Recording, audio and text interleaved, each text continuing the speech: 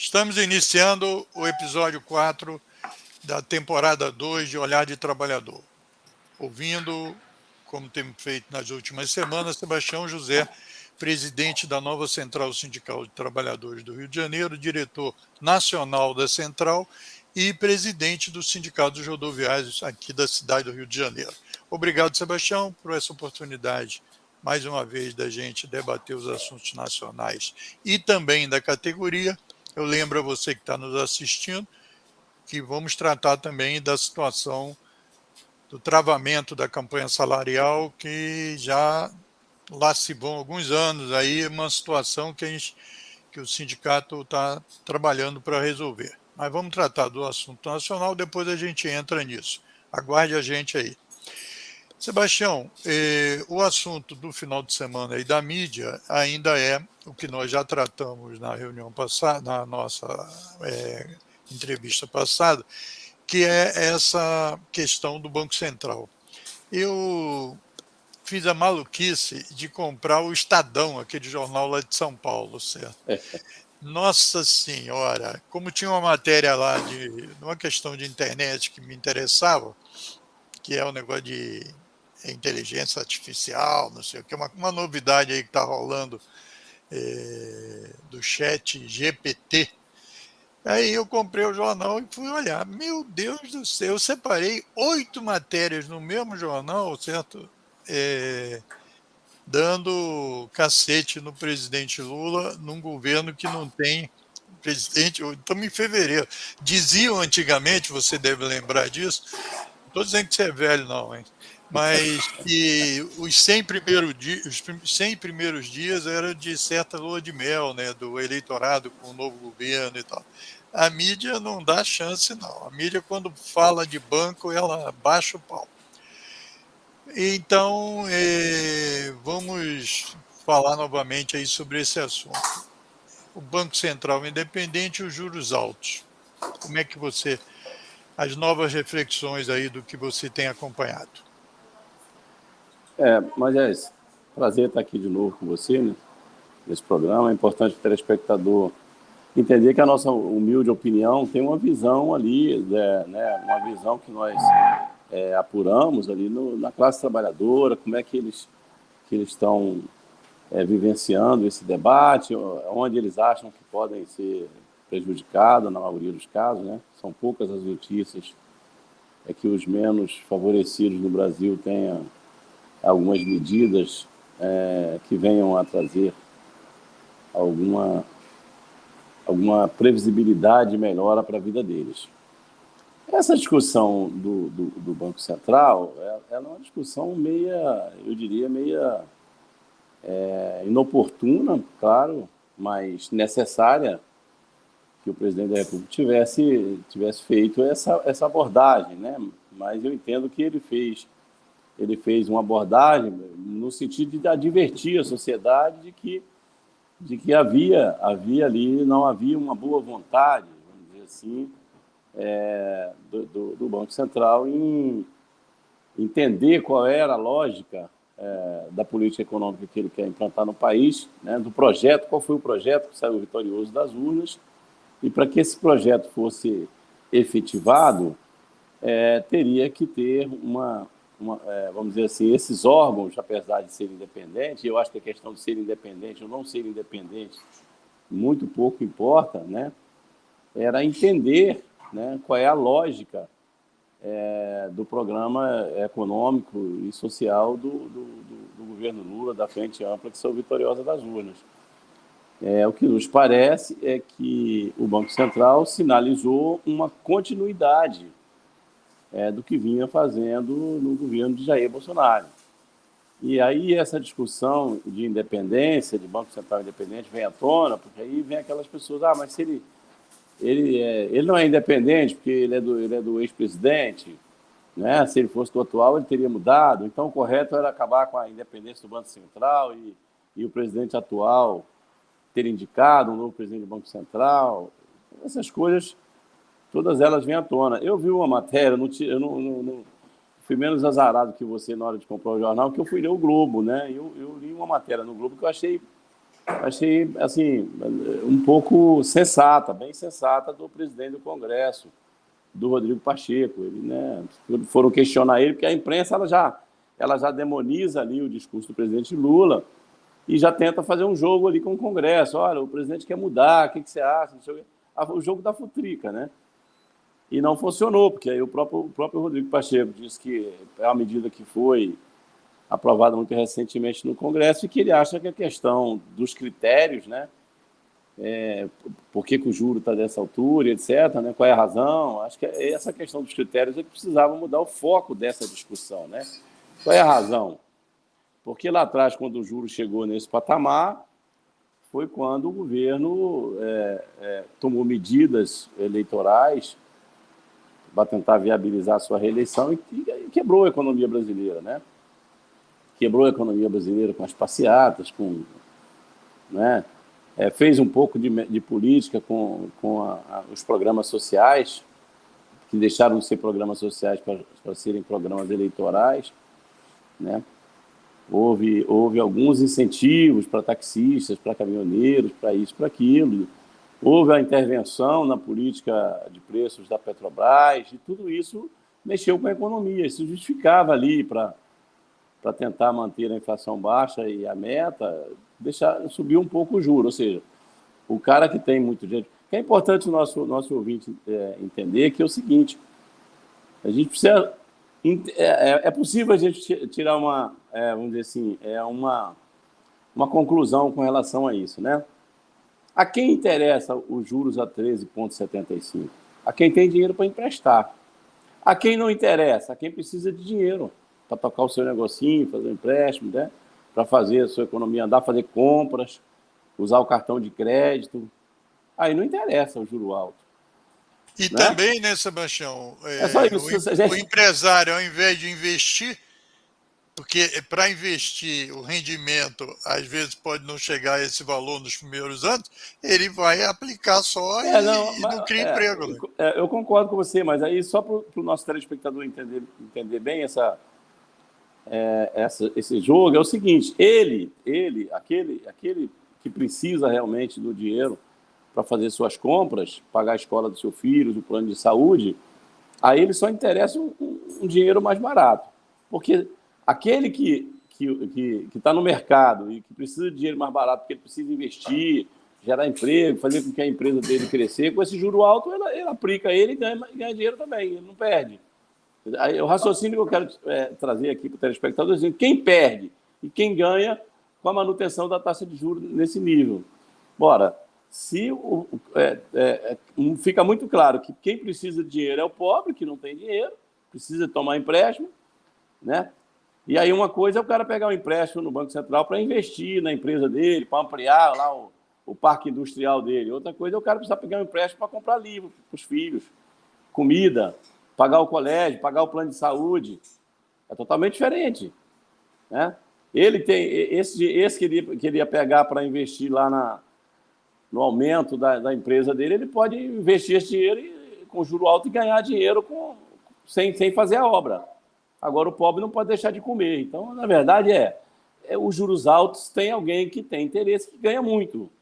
E que, certamente, não me parece ser essas pessoas que queriam a vitória da Frente Ampla. Então, eles queriam continuar ganhando assim. Então, daí a discussão do presidente entrar nessa discussão e dizer, olha, peraí, esse projeto, o projeto que a gente fez é um projeto de crescimento com responsabilidade fiscal, mas com distribuição de renda. Dessa forma, não vai gerar emprego com juro alto desse jeito, porque não gera emprego, ninguém investe. Ou seja, a discussão vai muito além. Eu acho que é importante, sim, eu acho que o presidente Lula fez ali uma interseção nesse debate pontual. Acho que essa questão de autonomia do Banco Central e tal foi muito mais uma coisa da mídia, não sei o que e tal, porque eu já deixei aqui no programa anterior uma pergunta no ar, né? O Campos Neto é independente de quem? A independência dele, nesse momento, interessa a quem? Certamente não são a maioria dos 50 milhões de eleitores que elegeram Lula. Esses precisam de emprego, precisam do Bolsa Família, precisam que as obras que estão paradas há anos voltem a funcionar para gerar emprego e renda, Então, a esses não interessa. Não interessa, com certeza não interessa. Então, essa independência dele, ela não é uma independência, ela é a independência de um projeto e passa a ser dependente de outro projeto. Eu acho que aí, sim, Congresso Nacional, me parece que ele já vai ser chamado lá das explicações técnicas. Ele tem que chegar e falar, tecnicamente foi necessário por isso, por isso, por isso. Porque a história dele, que tem que ter esse juro alto para manter a inflação na meta, não cola, porque ele botou esse juro nas alturas no governo Bolsonaro e a inflação ficou fora da meta o tempo inteiro. Né? Isso. Então, assim, Exatamente. não se justifica. Isso. E se a gente que não é tão aprofundado nesse debate, etc., tem que ver o seguinte: se a política é outra, se a política é contrária à política do governo anterior de fazer aumentos reais de salário, fazer o aumento real do salário mínimo, fazer com que as aposentadorias realmente atendam, fazer o investimento social e tal, é muito difícil acreditar que, mantendo a política econômica com juros altos que foram foi a tônica do governo passado, a coisa vai acontecer da mesma forma. Agora, falando no governo passado, houve uma decisão aí do Supremo, Sebastião, da ministra Carmen Lúcia, de enviar acho que 7 processos contra o ex-presidente Bolsonaro para a primeira instância, já que Bolsonaro, a partir da posse do Lula, no dia 1º, perdeu o chamado foro privilegiado. Como é que você vê essa questão? Porque aí qualquer juiz que cair o processo, juiz de primeira instância federal, pode tomar medidas, nem sempre, a gente lembra do Temer, né? O Temer, quando perdeu o foro privilegiado, 4 dias depois foi decretada a prisão dele. Como é que você está vendo essa decisão da ministra? Bom, primeiro que eu acho que a decisão da ministra é eminentemente técnica, né? Perdeu o fórum privilegiado, vai para a justiça comum, né? O que nós esperamos, e a expectativa que eu tenho, é que não aconteça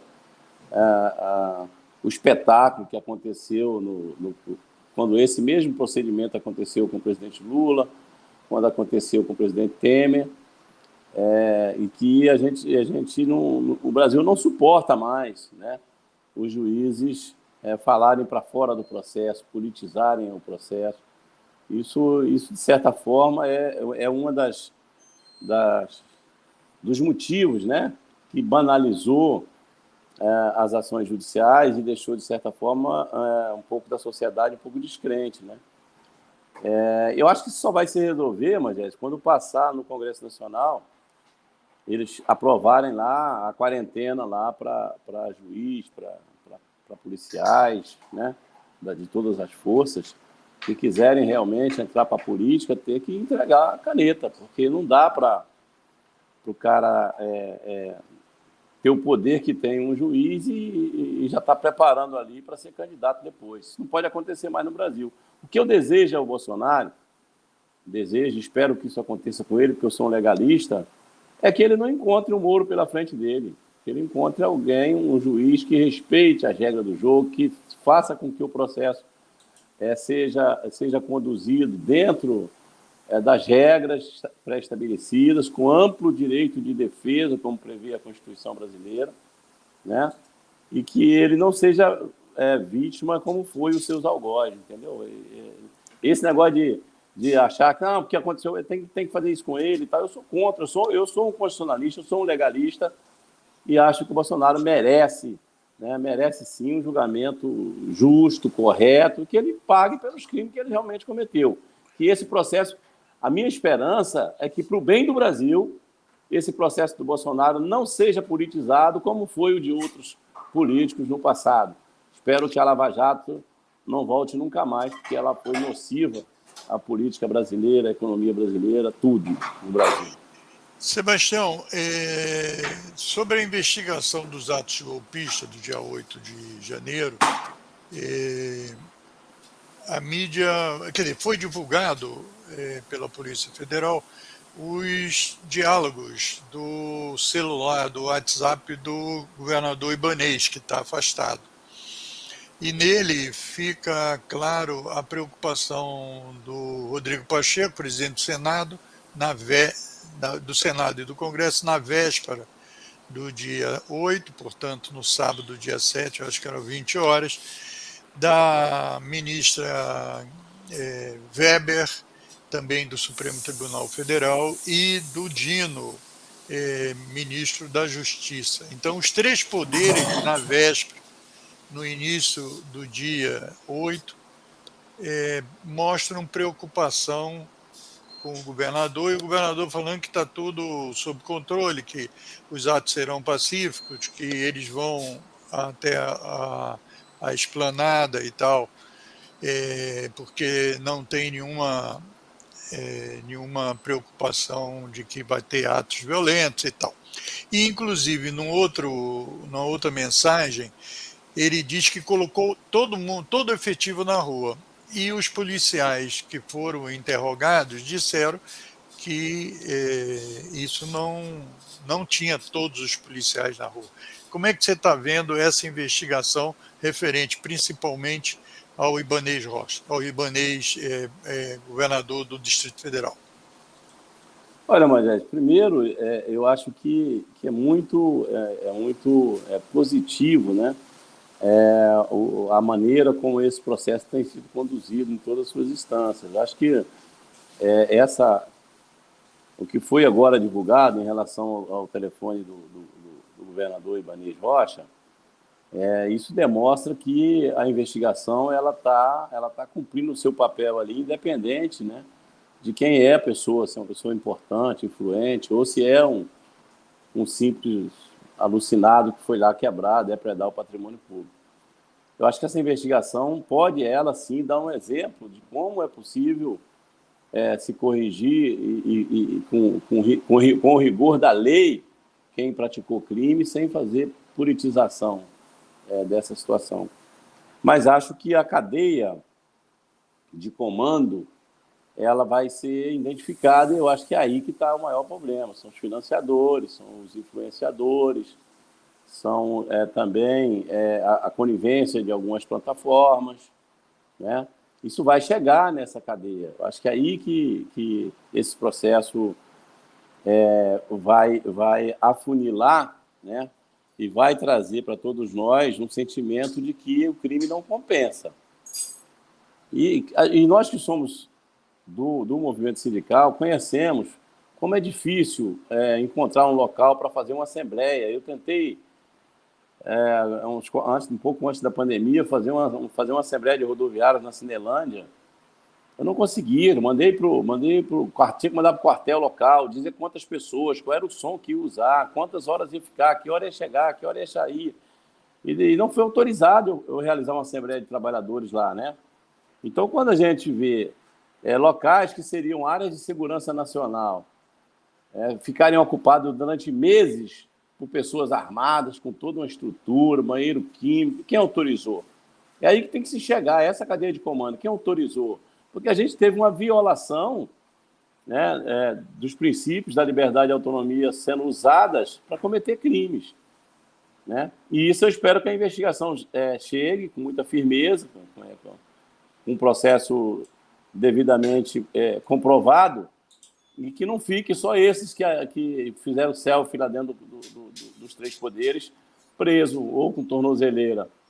Porque aí nós vamos manter os financiadores aí que vão encontrar outras pessoas desequilibradas que possam fazer novas investidas. Eu acho que a gente precisa, esse processo precisa de uma vez por todas botar um ponto final nisso. Mas eu acho que a maneira que ele está sendo conduzido, acho que o ministro da Justiça ele tem se destacado muito, ele é do ramo, ele é um juiz, então, e é um juiz constitucionalista, é um juiz muito técnico. Eu acho que isso facilitou muito para que nós não tivéssemos uma especulação ou um sentido de terra arrasada. Não, nada disso. Se demonstrou na prática que o prejuízo foi ao patrimônio. Não, a democracia sobreviveu de pé e mais forte ainda. Isso é o grande Sebastião, legado, né? Eu ainda quero tratar de um assunto que eu quero que você seja rápido para a gente poder entrar na questão dos rodoviários, que é a questão do enfrentamento lá do garimpo ilegal. A gente viu que a Polícia Federal e as forças de segurança estão criando até corredor para liberar o pessoal. Tem uma preocupação de que esses garimpeiros vá ocupar outras áreas que não seja dos Yanomamis, de levar doença, tem uma série de implicações e tal. Você acha que as medidas que estão sendo tomadas, que a gente tem acompanhado aí pela mídia, vão conseguir resolver isso?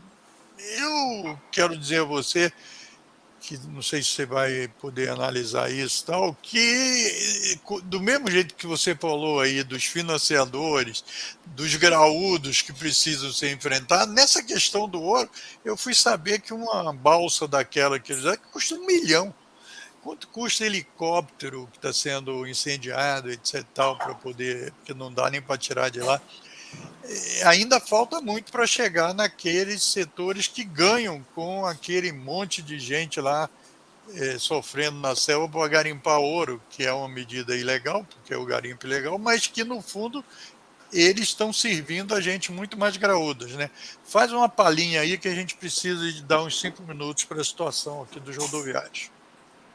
Mas essa é uma situação que a gente já esperava que fosse acontecer e, lamentavelmente, eu acho que é uma situação bem mais ampla que teremos que ter, o governo tem que ter uma visão de um todo, que é isso que você falou, quem é a cúpula, quem está ganhando muito, e não deixar que aquele coitado que está lá pegando malária para arrancar um ourozinho lá e vender ilegalmente por uma mixaria para alguém enriquecer em cima dele, não seja o único penalizado, né? Acho que tem que ter ali uma ação social, acho que é um segundo momento, mas essa desocupação imediata era necessária, o mundo está de olho na Amazônia, e eu acho que o Estado paralelo é um complicador em qualquer região, né? Nós vivemos isso aqui no Rio de Janeiro, parte do Estado está sediado pela milícia, e essa mesma milícia que foi para o Amazonas, ela precisa ser expulsa de lá antes que ela enraize lá, como enraizou aqui no Rio de Janeiro. Muito bem, Sebastião. Na semana que vem eu vou te perguntar sobre a viagem do Lula aos Estados Unidos para ver o resultado e tal, depois de passar uma semana aí do que ocorreu. Agora, e a situação da negociação salarial? Nós já tratamos disso em alguns programas para trás. Como é que é? Você vai, o que o sindicato vai fazer diante do quadro que parece que a coisa não sai, não vai para frente, não avança, está entravado? Olha, Moisés, a gente já tem uma experiência em negociação coletiva já há alguns anos. Conhecemos bem a nossa categoria, eu estou há 42 anos nela, mas posso afirmar a você e aos nossos telespectadores que nós nunca vivenciamos uma situação tão difícil como essa para os trabalhadores. Isso tem um efeito nas reformas que foram feitas, que retiraram direitos, que enfraqueceram as ações dos trabalhadores, a organização dos trabalhadores de um modo geral. E temos também os empregadores numa posição muito radical, né? Agora não somos nós os trabalhadores que somos radicais mais nesse setor. Quem está radicalizando dessa vez são os empregadores, né? Tentando passar ou dividir um momento ruim do setor para aqueles que o que ganha mal dá para se alimentar. Então, a gente buscou, já está, esse vai ser o 4º ano seguido sem uma negociação correta, nos moldes que sempre foi, né? Porque nós fizemos na Justiça uma negociação de 2 anos, ficou um 3º ano negociado só as cláusulas sociais e as cláusulas econômicas para ser negociado em novembro, e nós já estamos terminando em fevereiro e os empresários não se mexeram.